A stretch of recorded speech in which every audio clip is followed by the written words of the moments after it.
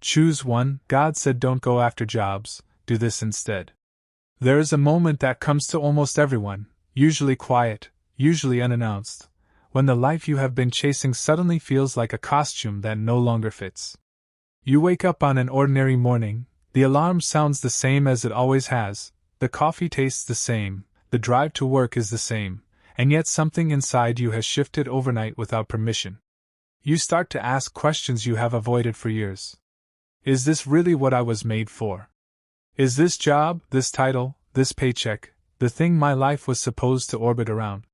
And in that uncomfortable silence, a whisper rises that does not sound like ambition or fear or comparison. It sounds like something older than all of those things. It sounds like a voice that has been trying to reach you the entire time, buried beneath the noise of deadlines and promotions and the constant hum of survival. That voice does not say chase harder. It does not say network more, apply to more places, optimize your resume until it gleams. It says something far simpler and far more disruptive. It says stop chasing jobs.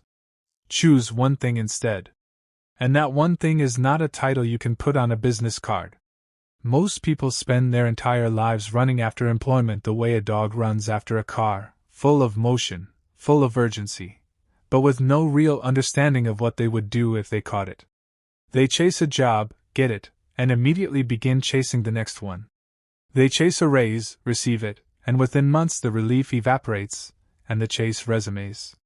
This is not a flaw in any single person's character.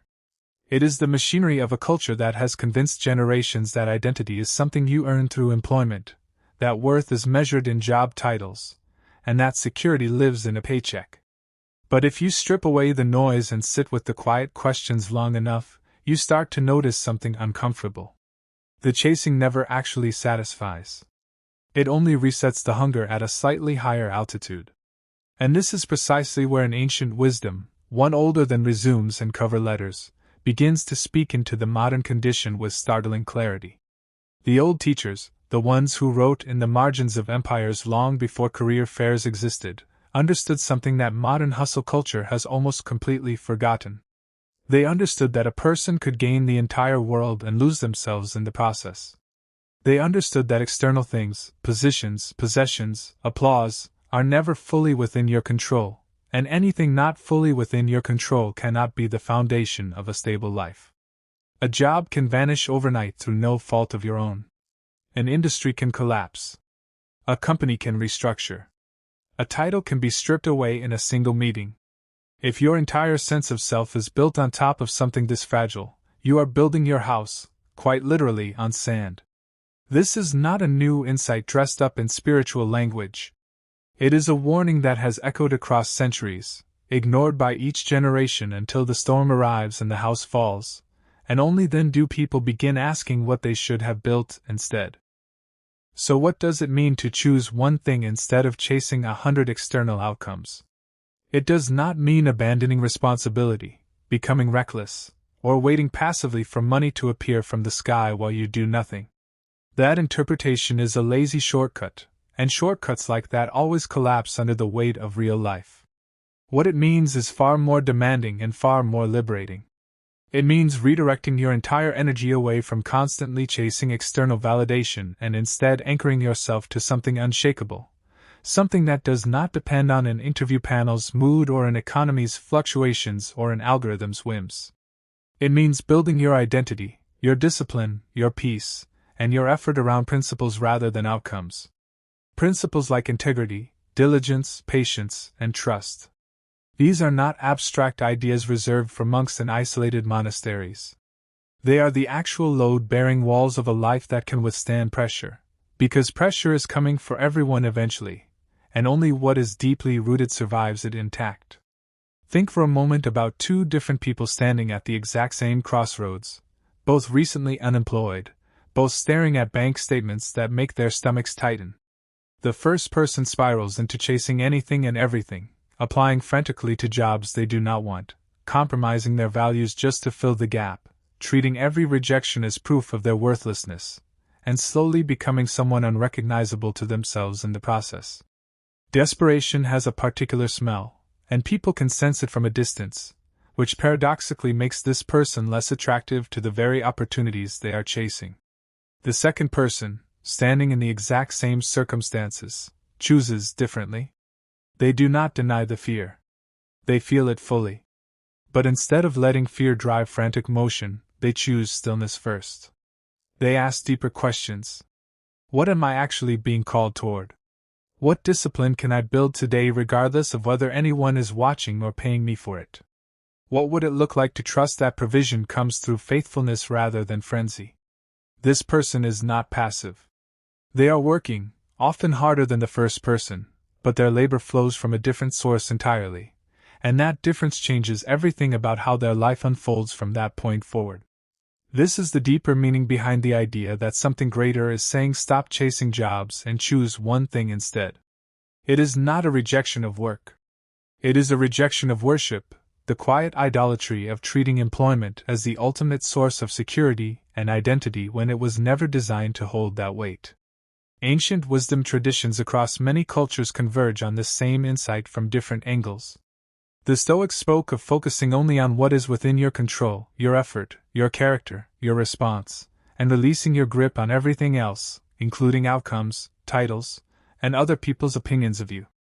Faith traditions speak of seeking first a kingdom that is not made of career ladders, trusting that the practical needs of life follow when priorities are correctly ordered. Both point toward the same uncomfortable but freeing truth. The chase itself is the trap. The stillness underneath the chase is where the real answer has been waiting the entire time. Consider how differently a person moves through their days once they stop treating every job application, every interview, every promotion cycle as a referendum on their fundamental worth. When your identity is no longer hostage to the outcome of a hiring manager's decision, something in your nervous system actually relaxes. You still prepare. You still show up sharp, dressed appropriately, researched ready. But you are no longer performing out of desperation. You are simply doing the next right thing because it is right, not because your entire sense of self hangs on the result. This shift is not merely emotional comfort. It is strategically powerful. People who operate from groundedness make better decisions under pressure than people operating from panic. Panic narrows your thinking, causes you to grab at the first available option regardless of fit, and often leads you directly back into the same unsatisfying cycle you were desperately trying to escape. There is a particular kind of exhaustion that comes from chasing something that was never meant to satisfy you in the first place. You can feel it in your bones after years of pursuit, the tiredness that no vacation seems to touch, the low-grade dissatisfaction that follows you even into moments that are supposed to feel like arrival. You get the job you wanted for years, and within 6 months the shine wears off and you are scrolling job boards again, searching for the next thing that will finally make you feel complete. This is not because you are ungrateful or broken. It is because you have been pointed at the wrong target the entire time. No external position can fill a void that was designed to be filled by something internal, something rooted, something that does not fluctuate with quarterly earnings reports or performance reviews. So what is the one thing? If it is not a job title, not a salary figure, not a company logo on your resume, what exactly are you supposed to choose instead? The one thing is alignment. It is choosing to build your days around who you are becoming rather than what you are acquiring. It is choosing character over convenience, patience over panic, faithfulness in small unseen tasks over frantic pursuit of visible ones. This might look, in practical terms, like showing up early to volunteer for something with no pay simply because it sharpens a skill you believe you are called to develop. It might look like spending an extra hour each evening learning a craft that no one is currently paying you for, trusting that mastery built in obscurity eventually finds its way into the light. It might look like treating the people around you with excellence and honesty regardless of whether anyone important is watching, because you understand that character formed in private eventually becomes the foundation for whatever is built in public. There is an old story, retold in many forms across cultures, about a person who spent years preparing in obscurity, tending sheep, learning patience, developing quiet endurance, long before anyone ever called them to a larger stage. The preparation looked like nothing from the outside. There was no applause, no promotion ceremony, no recognition. And yet it was precisely that unseen season that built the strength required for what came later. Modern culture has almost entirely lost patience for seasons like this. Everyone wants the stage without the shepherd years. Everyone wants the title without the quiet years of formation that make a person capable of carrying that title well. But the old wisdom is unmoved by our impatience. It insists, gently but firmly, that the unseen season is not wasted time. It is the actual construction phase of a life, the part that happens below the surface, out of sight, where the real foundation is poured. Here is something worth sitting with for a long moment. Every job you have ever chased out of fear rather than calling has eventually revealed itself as hollow in some way, even if it took years for that hollowness to surface. And every season of disciplined character building, even the ones that felt agonizingly slow, eventually produced fruit that outlasted any single position or paycheck. This is not a coincidence. It is the pattern that repeats across every honest account of a meaningful life. The external chase burns bright and fast and leaves ash. The internal discipline burns slow and steady and leaves something solid behind, something that survives even after the specific job or company or industry that once seemed so important has disappeared entirely from memory. Let this be said plainly. You are allowed to want provision. You are allowed to want stability, to want your bills paid, to want to build something meaningful with your time on this earth. None of this is in conflict with choosing the one thing over frantic job chasing. In fact, choosing the one thing is precisely how sustainable provision tends to arrive, not through desperate scattergun applications sent out at midnight in a panic, but through the slow accumulation of skill, character, and trust that eventually opens doors no amount of frantic chasing could have opened on its own. The difference is not in whether you work. The difference is in what your work is rooted in: fear or faith, scarcity or trust, performance or presence. There is a hard truth buried inside all of this that deserves to be spoken without softening it. Sometimes the door you have been banging on for years is closed, not because you have failed, but because it was never the right door in the first place. Sometimes the job you desperately wanted and did not get was actually a form of protection, redirecting you away from a path that would have cost you far more than it ever paid. It is nearly impossible to see this clearly in the moment. In the moment, closed doors feel like rejection, like proof of inadequacy, like evidence that you are somehow behind everyone else. But looking backward, years later, so many people can point to the exact door that slammed shut in their face and say, with genuine relief, that its closing was the beginning of something far better than what they had been chasing. This reframes rejection entirely. Instead of experiencing a closed door as evidence of your worthlessness, you begin to experience it as redirection, sometimes painful, sometimes confusing, but ultimately purposeful. This does not mean you stop putting in effort or stop applying to opportunities that genuinely align with your skills and calling. It means you release the white-knuckled grip on any single specific outcome, trusting instead that the effort you invest in becoming the kind of person capable of handling real responsibility will eventually connect you with the right opportunity, at the right time, even if that timing does not match the timeline your anxiety has been demanding. Anxiety always wants things to happen faster than growth actually allows. This is one of the most important truths buried in this entire conversation. Anxiety is impatient by nature. It cannot tolerate uncertainty, so it pushes you toward frantic action just to relieve the discomfort of not knowing what happens next. But growth, real growth, the kind that produces a person capable of sustaining success rather than merely achieving it briefly, operates on an entirely different timeline. Growth is slow. Growth requires repetition, failure, correction, and more repetition. Growth cannot be rushed without becoming shallow and brittle. When you choose the one thing, character and alignment over frantic chasing, you are essentially choosing growth's timeline over anxiety's timeline, and this choice, repeated daily, eventually produces a life that can actually bear the weight of whatever comes to it. Picture the kind of person this produces after several years of consistent practice. They walk into rooms with a settled quality that other people notice immediately, even if they cannot name exactly what they are noticing.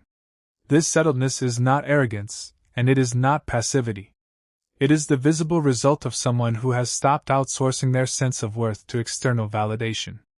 They have done the work. They have built the discipline. They know, at a level deeper than any job title could reach, that their value does not evaporate if this particular opportunity does not work out. This kind of person tends to attract exactly the kinds of opportunities they once chased desperately, not because they finally figured out the right networking trick, but because desperation repels while groundedness attracts. People, employers included, can sense the difference between someone who needs this job to survive emotionally and someone who would genuinely add value to this role regardless of their emotional need for it. There is also something important to say about waiting, because waiting has become one of the most despised experiences in modern life. We have been trained by instant messaging, same-day delivery, and endless streaming content to expect immediate resolution to every discomfort. But some of the most important developments in a human life require waiting periods that cannot be shortened no matter how much anxiety you throw at them. A season of unemployment, painful as it is, can become one of the most formative periods of an entire life if it is approached correctly. Instead of treating the waiting period purely as a problem to be solved as fast as possible, what if it were treated as a training ground? What disciplines have you been putting off? What relationships have you been neglecting because work consumed all your attention? What skills have you always wanted to develop but never had the space for? The waiting period, uncomfortable as it is, often contains exactly the space required for this kind of development, space that a demanding job would never have allowed. This does not mean waiting is comfortable, or that anyone should romanticize financial hardship. Real bills exist. Real pressure exists. This entire conversation is not suggesting you ignore practical responsibility in favor of vague spiritual platitudes. It is suggesting something more precise. Do the practical work, apply where it makes sense, take reasonable steps toward provision, but do all of this from a foundation of trust rather than terror. The actions might look similar from the outside. The internal experience, and often the eventual outcome, will be dramatically different. Terror produces compromised decisions, made in panic. Trust produces discerning decisions made with clarity, even inside genuinely difficult circumstances. Let's talk honestly about comparison, because comparison is the silent poison that turns an already difficult season into an unbearable one. You see a former classmate's promotion announcement, while you are still searching. You see someone younger than you already leading a team while you are refreshing job boards at midnight. Comparison whispers that you are behind, that everyone else has figured out something you have not, that your path is somehow broken while theirs is thriving. This whisper is almost never rooted in truth.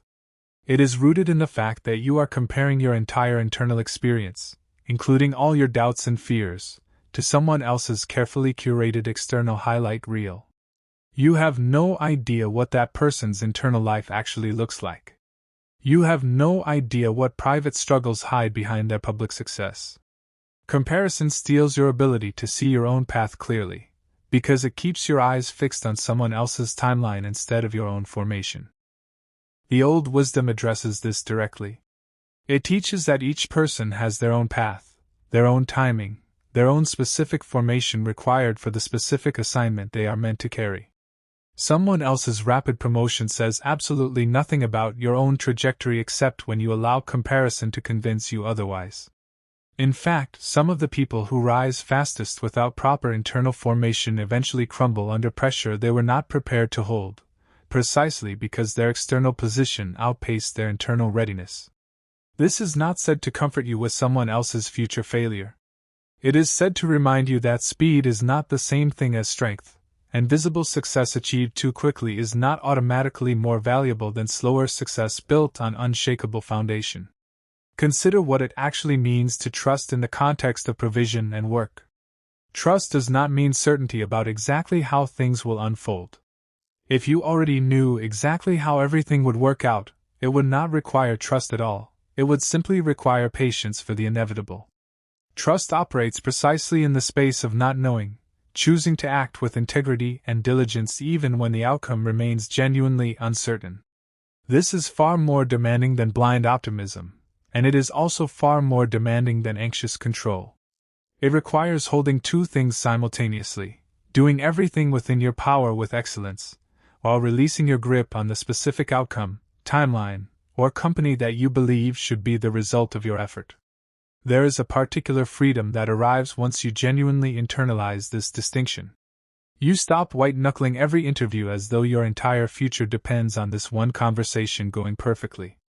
You stop treating every rejection email as a verdict on your fundamental worth as a human being. You start approaching each opportunity the way a craftsman approaches each project, bringing full skill and attention to the work itself, while understanding that not every project is meant to become a permanent commission. This shift changes your energy in ways that other people can feel, even in something as simple as a 30-minute interview. Desperation is exhausting to be around. Groundedness, even in uncertainty, is magnetic. None of this is to suggest that faith and effort exist in opposition to each other, as though trusting something greater means putting your hands in your lap and waiting for money to fall from the sky. That interpretation has caused real harm to real people who took passive waiting as an excuse to avoid necessary action. The old wisdom never celebrates passivity. It celebrates diligence rooted in trust rather than diligence rooted in terror. The person who works hardest is often not the person chasing every opportunity out of fear, but the person who works with steady consistency because they believe their effort matters regardless of whether it is seen or rewarded immediately. This kind of diligence looks remarkably similar to hustle from the outside: long hours, consistent effort, high standards, but it is powered by an entirely different internal engine, and that engine tends to run far longer without burning out. Burnout deserves particular attention here, because burnout is what happens when the engine of fear runs continuously without rest. A person chasing job after job out of raw survival anxiety cannot sustain that pace indefinitely. Something eventually breaks, physically, emotionally, or both. This is not a moral failure. It is a predictable mechanical outcome of running an unsustainable engine for too long. The alternative, choosing the one thing, choosing alignment and trust as your foundation, produces a completely different relationship with rest. Rest is no longer treated as laziness that must be justified. It becomes a necessary part of the process, understood as essential to sustainable output rather than an obstacle to it. People who have internalized this distinction tend to work with remarkable intensity during working hours and genuinely disconnect during rest hours, and this rhythm, over years, produces far more durable results than constant frantic motion ever could. There is something worth acknowledging about the specific pain of feeling unseen during a season of searching. You apply, you wait, you hear nothing, and the silence itself begins to feel like an indictment. Nobody enjoys shouting into a void and receiving no answer. This experience of feeling unseen is one of the heaviest parts of any transitional season, and it deserves acknowledgement rather than quick dismissal. But here is something important buried inside this discomfort. The season of feeling unseen by employers is frequently the exact season in which you are most seen by whatever you consider the source of your ultimate calling. The external silence does not mean the internal work has stopped. In fact, some of the deepest character development happens precisely during the periods when no external audience is applauding your progress. This is worth repeating because it contradicts almost everything modern culture teaches about validation. We have been conditioned to believe that if something is not visible, if it does not generate likes or promotions or recognition, it does not count. But the deepest formation in a person's life has almost always happened in the unseen places, the quiet mornings of discipline nobody else witnessed, the private choices to maintain integrity when cutting corners would have been easier and faster, the unnoticed hours spent developing a skill long before anyone was willing to pay for it. If you can learn to find meaning and even a strange kind of joy in these unseen seasons, you develop a resilience that visible success alone could never produce, because you no longer need the external validation to feel that your effort has value. Let's address something practical and often overlooked in conversations like this. Choosing the one thing does not mean abandoning strategy. It does not mean refusing to update your resume, refusing to network, refusing to learn new skills relevant to your field. Strategy and trust are not opposites. In fact, the clearest strategic thinking often emerges precisely from a place of internal stability rather than panic. When you are not driven by desperate urgency, you can actually evaluate opportunities with real discernment, asking whether a particular role aligns with your values and long-term direction rather than simply grabbing the first thing that offers relief from financial pressure. Desperation narrows your vision to immediate survival. Groundedness widens your vision to genuine alignment, and this widened vision often leads to far better long-term decisions, even if it occasionally requires more patience in the short term. Consider the practical discipline of using a season of searching to build something that outlasts any single job. This might mean developing a skill that makes you valuable across multiple industries rather than dependent on one narrow path. It might mean building relationships rooted in genuine care rather than transactional networking, relationships that tend to open doors naturally over time without any manipulative strategy required. It might mean writing, creating, teaching, or building something of your own that does not depend on someone else's hiring decision at all. None of these paths guarantee an easy result. Nothing in life comes with that kind of guarantee. But they all share one quality that pure job chasing lacks entirely: they build something durable regardless of whether any single opportunity works out the way you originally hoped. There is a phrase worth sitting with slowly. Seek first what matters most, and everything else tends to follow in its proper order. This is not a magic formula that guarantees instant results on a predictable schedule. It is a reordering of priorities that changes the entire texture of how you move through difficulty. When provision becomes the ultimate goal, every setback feels catastrophic, because the ultimate goal is threatened by each rejection. When alignment and character become the ultimate goal, setbacks become simply setbacks, painful but survivable, because the ultimate goal was never actually threatened by any single external outcome. This reordering does not remove pain from difficult seasons. It changes the relationship you have with that pain, making it something you can carry rather than something that crushes you entirely. Think about how this plays out over the span of an entire decade rather than a single difficult month.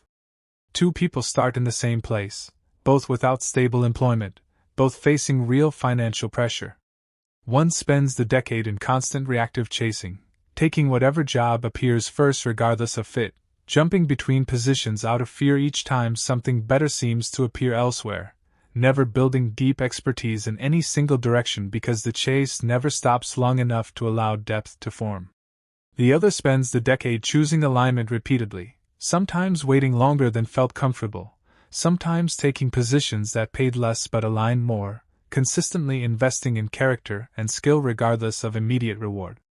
10 years later, the difference between these two lives is usually stark, not merely in outward success, though that difference often exists too, but in the internal stability, the depth of relationships, and the sense of meaning each person carries into whatever comes next. It would be dishonest to pretend this path is easy or that choosing trust over frantic chasing removes all suffering from the equation. Real pain exists in seasons of waiting. Real fear exists when bills are due and no offer has arrived. This entire message is not asking you to pretend these difficulties are not real or not painful.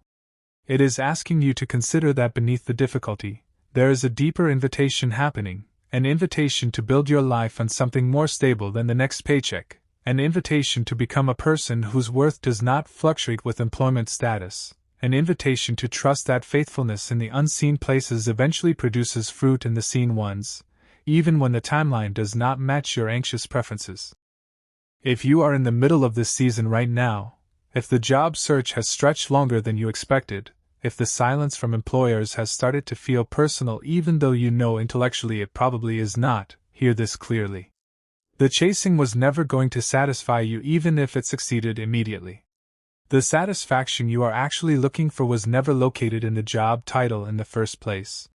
It is located in becoming someone whose foundation does not shake regardless of what any single opportunity does or does not provide. This is available to you right now, today, regardless of what your bank account says, regardless of how many rejections currently sit in your inbox. You can begin building that foundation this very hour, not by abandoning practical effort, but by rooting that effort in trust rather than terror, in alignment rather than desperation. Before we close, it is worth naming clearly what this actually asks of you in practice. It is worth pausing here to talk honestly about the particular exhaustion of hope deferred, because pretending this exhaustion does not exist would make everything said so far feel hollow. There is a specific kind of tiredness that comes from hoping for something repeatedly, and watching that hope disappointed again and again. You apply with genuine optimism, you wait, the answer comes back negative, or worse, no answer comes back at all. You do this once, and it stings. You do this dozens of times, and something in you begins to go numb, a protective numbness that tells you not to hope quite so fully next time, because hoping fully and being disappointed again feels unbearable. This numbness is not weakness. It is a nervous system trying to protect itself from repeated injury. But left unchecked, this same protective numbness can calcify into something that quietly poisons every future opportunity, because a heart that has stopped hoping altogether cannot bring genuine energy and presence into the next interview, the next conversation, the next possibility that requires real engagement to succeed. This is precisely where choosing trust over terror becomes an active daily discipline rather than a passive philosophy you agree with intellectually, and then forget under pressure. Choosing to hope again after disappointment is not naive. It is one of the bravest things a person can do, because it requires facing the possibility of further disappointment with open eyes and choosing to remain present anyway. This kind of courage does not look dramatic from the outside. Nobody applauds you for getting out of bed and sending one more application after the 20th rejection. Nobody notices the quiet decision to show up fully to an interview despite the numbness threatening to protect you from caring too much. But this invisible courage, repeated daily, is exactly the material out of which a resilient life gets built, one unnoticed decision at a time, far from any audience, far from any immediate reward. Let's talk about identity for a moment, because identity sits at the very center of everything this conversation has been circling. So much modern anxiety around employment comes from a quiet but powerful equation most people never examine directly. I am what I do. If I am unemployed, I am nobody. If I am underemployed, I am less than I should be. This equation feels so natural that most people never question where it came from or whether it is even true. But it is worth examining directly, because it is almost certainly a lie, one so deeply embedded in modern culture that it operates like background noise, shaping decisions and self-worth without ever being consciously chosen. You are not your job title. You never were. Your job title is something you do, a role you occupy for a season, a container for your skills and energy during a particular chapter. It was never meant to be the foundation of your entire identity, and when it is treated as though it were, its inevitable loss, through layoffs, market shifts, or simple career transitions, becomes catastrophic rather than merely difficult. Consider how differently a person experiences a layoff when their identity was rooted somewhere more stable than their job title. The financial difficulty is still real. The stress is still present. But something essential remains untouched. They still know who they are. They still carry a sense of purpose that does not evaporate the moment their employee badge stops working. Compare this to someone whose entire identity had been quietly built on top of their position, their title, their sense of importance within an organizational chart. For this person, a layoff is not merely a financial setback.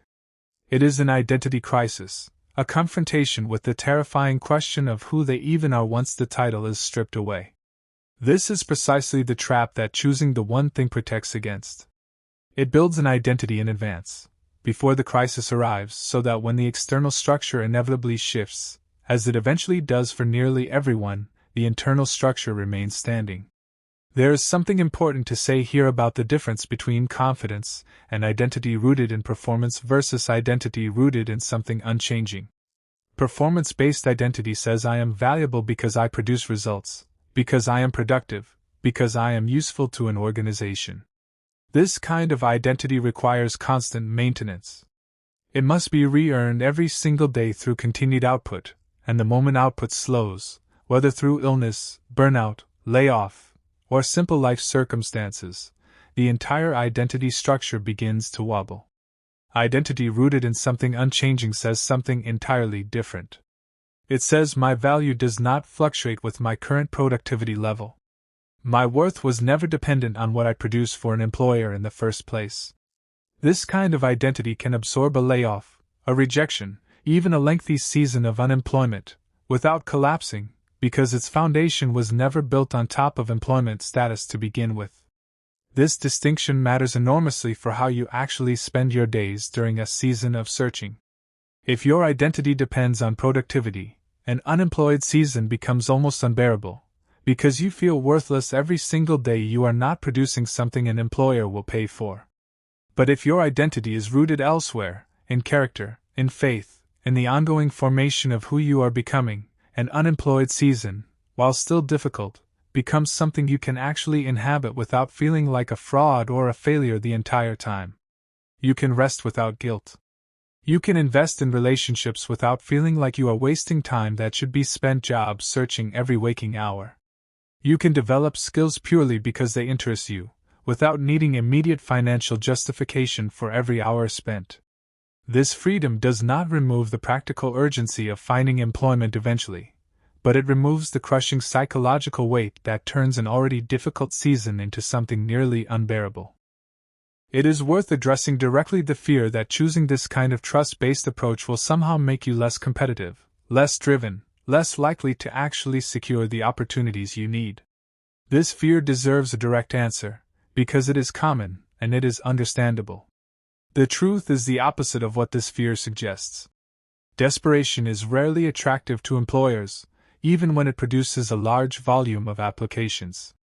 Hiring managers can sense desperation in an interview, in the slightly too eager tone, in the willingness to agree to anything just to secure an offer, in the underlying anxiety that leaks through even carefully rehearsed answers. Groundedness, by contrast, tends to read as confidence, competence, and stability, exactly the qualities most employers are actually looking for in a candidate they intend to trust with real responsibility. Choosing trust over terror does not make you less competitive. It often makes you considerably more so, because it allows you to show up as your clearest, steadiest self rather than a version of yourself distorted by panic. There is a practical exercise worth considering here, something you can actually do rather than simply think about. Each morning during a season of searching, before opening a single job board, take several minutes to name specifically what remains true regardless of today's outcome. My skills remain real regardless of today's rejection. My character remains intact regardless of today's silence from employers. My value as a person does not fluctuate based on the single interview's result. This is not a magic incantation that removes all anxiety instantly. It is a discipline, practiced daily, that slowly retrains your nervous system to locate your sense of stability somewhere other than the unpredictable responses of hiring managers. Over weeks and months, this daily practice compounds, the same way physical exercise compounds, producing a kind of internal strength that becomes noticeable to others even before you notice it fully in yourself. Let's also speak plainly about money, because spiritualizing this conversation without acknowledging real financial pressure would be dishonest and unhelpful. Bills do not pause while you work on your internal foundation. Rent remains due. Groceries remain necessary. This is not a message asking you to ignore practical financial responsibility in favor of abstract spiritual growth.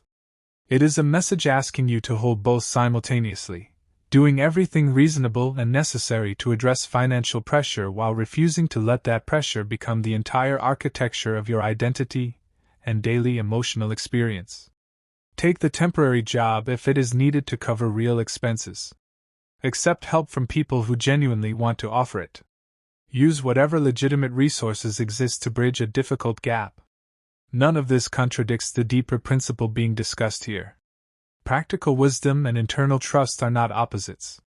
They work together, each supporting the other, provided neither is allowed to eclipse the other entirely.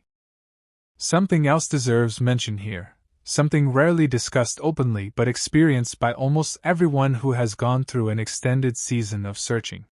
There is often a specific kind of shame attached to unemployment, or underemployment in modern culture, a quiet sense that something is wrong with you personally if you have not secured stable work within some invisible, acceptable time frame. This shame is almost entirely manufactured by cultural expectation rather than rooted in any actual truth about your worth or capability. Economic conditions shift. Industries contract. Companies make decisions based on factors entirely outside any individual's control. And yet the shame persists, whispering that your unemployment reflects some personal deficiency rather than a combination of circumstances, some within your control and many entirely outside it. Naming this shame directly, refusing to let it operate silently in the background, is itself an important step toward reclaiming a stable sense of identity during a difficult season. Consider, too, the particular loneliness that can accompany this kind of season, because unemployment often comes with a subtle social isolation that makes everything feel heavier.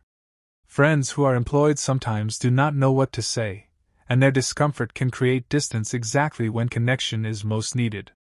Family gatherings can become minefields of well-meaning but painful questions about job searching progress. Social media becomes a parade of other people's professional milestones, each one landing like a small reminder of your current circumstances. This isolation is real, and it deserves acknowledgement rather than dismissal. But it is worth actively resisting the pull toward complete withdrawal during this season.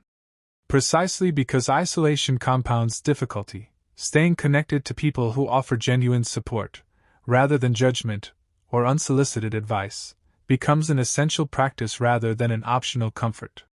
There is also something worth saying about the specific temptation to compare your current chapter to someone else's highlight reel, because this temptation intensifies during seasons of uncertainty.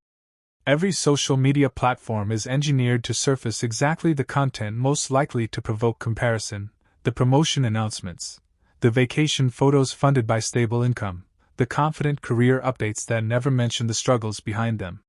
It takes deliberate effort to remember that what you are seeing represents a carefully curated fraction of someone else's actual experience, not the full and often messy truth behind it. Protecting your attention during this season, sometimes by simply limiting exposure to platforms that reliably trigger comparison, is not avoidance.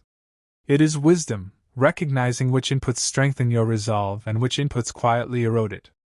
As this season eventually shifts, and it will eventually shift, because seasons by their very nature do not last forever, something important happens for those who chose alignment over frantic chasing throughout the difficulty. The opportunity that eventually arrives tends to fit differently than it would have fit if it had been grabbed purely out of desperation months earlier. Because you waited, because you continued developing skill and character rather than accepting the first available option regardless of alignment, the eventual opportunity often connects with something deeper than mere survival. It connects with purpose, with the specific formation this season quietly built inside you. This is not guaranteed in every single case, and it would be dishonest to promise a perfectly satisfying outcome for everyone who practices this kind of patience. But it is a pattern observed repeatedly across countless honest accounts of difficult seasons eventually giving way to something meaningful, precisely because the waiting was not wasted but was instead used as a formation period rather than merely endured. If you find yourself deep inside this season right now, remember that everything discussed here is not a philosophy meant to be understood once and then forgotten. It is a daily practice, chosen again each morning, sometimes multiple times within a single difficult day. Some days you will choose trust easily. Other days, exhaustion or fear will make trust feel almost impossible to access, and on those days, simply choosing to keep showing up, even without full conviction, is itself an act of quiet courage worth honoring rather than dismissing as insufficient. Nobody practices this perfectly. The goal was never perfection. The goal was direction, consistently returning to trust rather than terror, consistently choosing alignment rather than desperate chasing, even when that choice feels difficult and unrewarded in the moment it is made. There is a particular kind of clarity that only becomes available once you stop treating every open position as a life or death verdict on your future. When the emotional stakes of each individual opportunity are lowered from everything to something, you gain access to a kind of discernment that desperation makes almost impossible. You can look at a job posting and honestly ask whether it aligns with the direction you actually want your life to move in, rather than simply asking whether it will make the anxiety stop for a few weeks. This distinction changes which opportunities you pursue, how you present yourself in interviews, and ultimately which doors you choose to walk through when more than one option finally appears. Desperation says take anything at all, just make the fear stop.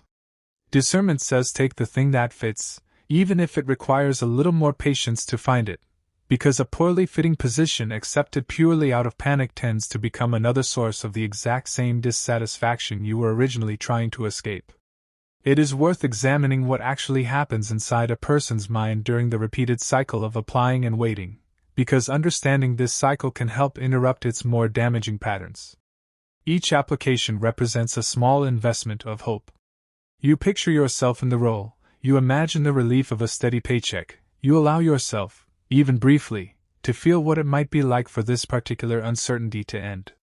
Then silence follows, or worse, a polite rejection arrives, and that small investment of hope must be grieved, however briefly, before the next application can be sent with any real sincerity.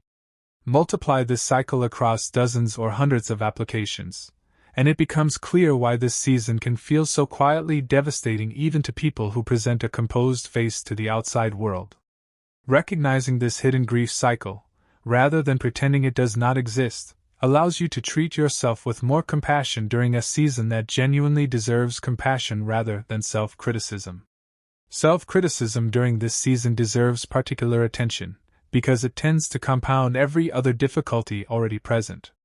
The voice that whispers you should have tried harder, you should be further along by now, everyone else seems to have figured this out except you, adds an entirely unnecessary layer of suffering on top of circumstances that are already genuinely difficult. This voice rarely produces better outcomes. It simply produces more suffering, more anxiety, and often worse performance in the very interviews and applications it claims to be motivating you toward. Replacing this harsh internal voice with something closer to how you would speak to a friend going through the exact same circumstances is not indulgent softness. It is a practical strategy that tends to produce clearer thinking, steadier nerves, and ultimately better outcomes than constant internal criticism ever could. Think about how you would actually respond if a close friend came to you describing this exact situation: months of searching, repeated rejection, mounting financial pressure, and a growing sense of shame about their own perceived inadequacy. You would almost certainly not respond by listing all the ways they have failed or fallen behind. You would offer compassion, perspective, and encouragement to keep going despite the difficulty. And yet most people, facing this exact situation themselves, respond with precisely the harshness they would never offer someone else. Learning to extend the same compassion inward that you would naturally extend outward is not a minor adjustment. It is one of the most important shifts a person can make during any prolonged season of difficulty, because it changes the entire emotional environment you are operating within while doing the practical work of searching. There is something worth saying about the specific role that community plays during a season like this, because isolation and community produce dramatically different outcomes even when external circumstances remain identical. A person walking through unemployment surrounded by people who offer genuine encouragement, practical help when possible, and simple presence without judgment tends to weather the season with far more resilience than someone walking through the exact same circumstances entirely alone. This is not because community magically produces job offers, though sometimes genuine connections do lead to opportunities. It is because sustained difficulty is simply easier to carry when it is shared, even in small ways, with people who genuinely care about your well-being rather than merely your productivity or usefulness. If you currently lack this kind of community, building it deliberately during a difficult season, rather than waiting until circumstances improve, is worth serious consideration. This might mean reaching out to someone you have lost touch with, joining a group centered around shared values rather than shared employment status, or simply being more honest with existing friends about what you are actually experiencing rather than performing composure that hides genuine struggle. Vulnerability of this kind requires courage, particularly in a culture that often equates struggle with failure.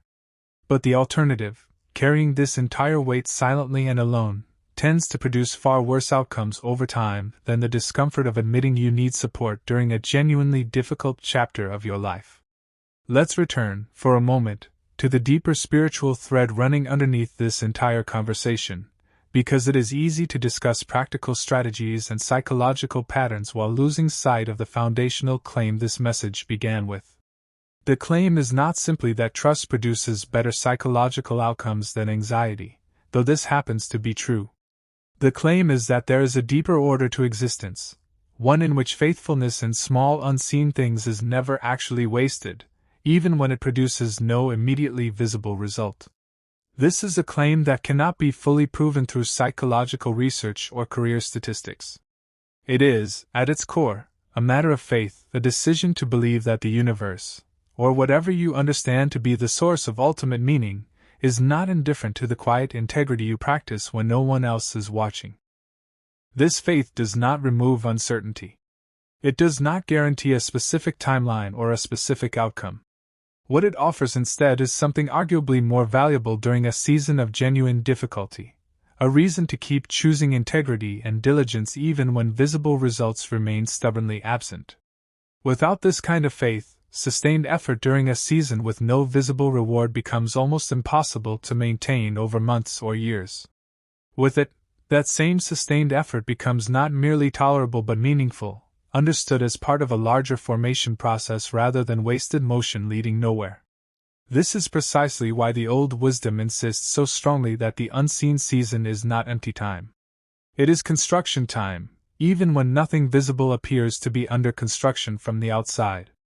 Consider the practical shape this faith might take on an ordinary, difficult day. It might look like waking up, feeling the familiar weight of uncertainty settle over you before your feet even touch the floor, and choosing anyway to get up, to prepare for the day with the same care you would bring if today were guaranteed to bring good news. It might look like sending an application with genuine effort and attention to detail, not because you are certain this particular application will succeed, but because bringing your full effort to each attempt is itself an act of integrity worth practicing regardless of outcome. It might look like closing your laptop at a reasonable hour, resisting the urge to refresh job boards compulsively late into the night, trusting that rest is not a betrayal of urgency but an essential part of sustaining yourself for whatever comes next. There is a phrase worth returning to one final time, because it captures something essential about the entire message being offered here. Seek first what matters most, and everything else tends to follow in its proper order. This is not a promise that following this principle removes all difficulty or guarantees a specific timeline for relief. It is an invitation to reorder your priorities in a way that changes how you experience every single day of the season, regardless of how long that season ultimately lasts. When provision itself becomes the primary goal, every day without provision feels like failure. When character, faithfulness, and alignment become the primary goal, every day becomes an opportunity to succeed at exactly what matters most, regardless of whether external provision has arrived yet. This reordering, practiced daily, eventually produces a kind of durability that few other approaches can match. It does not remove the real difficulty of financial pressure or the real disappointment of repeated rejection. It changes what you are actually building underneath that difficulty, ensuring that even the hardest seasons of your life contribute something valuable to who you are becoming, rather than simply being endured as wasted time to be forgotten as quickly as possible once circumstances finally improve. Years from now, looking back on this exact season, what you will likely remember most is not the specific number of rejections you received. You will remember who you chose to become while you waited, and that choice, more than any single job offer, is what actually shapes the rest of your life going forward. If this reached you at the right time, take a moment to like this video and share it with someone who is in the middle of their own season of searching right now, because they may need exactly this reminder today. And if you want more of this kind of grounded, honest encouragement for the seasons of waiting, uncertainty, and rebuilding that life inevitably brings, subscribe to this channel so you never miss what comes next. There is more to say, more to build together, and I would love for you to be here for all of it.